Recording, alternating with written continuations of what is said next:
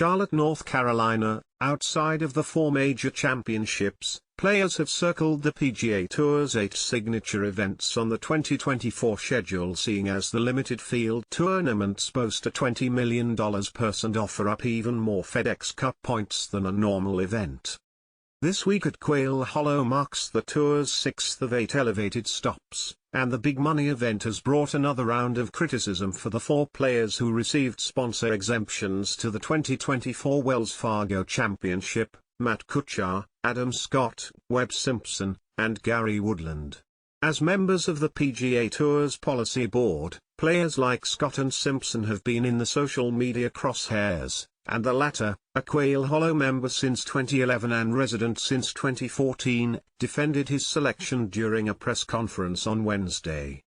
Wells Fargo, photos, Thursday Tee Times, picks to win, odds. Look, it's a different day and age now than it was.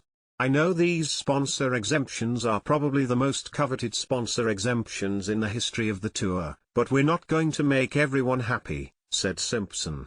As we're looking at what criteria should these sponsor exemptions be, yada yada, we're trying to balance making sponsors happy, giving them the opportunity to invite, these tournament directors. Who do they want to bring to their tournament, to their community? Who do they think will add value to their tournament? These tournament directors are working round the clock for a year trying to make their tournament the best. We want to give them the opportunity to say, hey, you have a few spots, 4 spots in these signature events, to be able to invite who you want to invite. The tour's idea with the signature events was for players to earn their way into the amped-up tournaments and reap the rewards for their efforts. A member of the tour's policy board earning 4 spots into the 6 signature events so far brings the meritocracy into question, especially given his form this season. Across 7 starts, Simpson has made 6 cuts but hasn't cracked the top 25.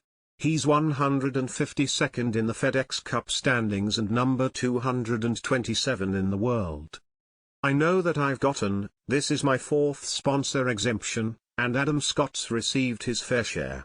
There was controversy and guys were trying to link us being on the board, but it has nothing to do with me being on the board, Simpson.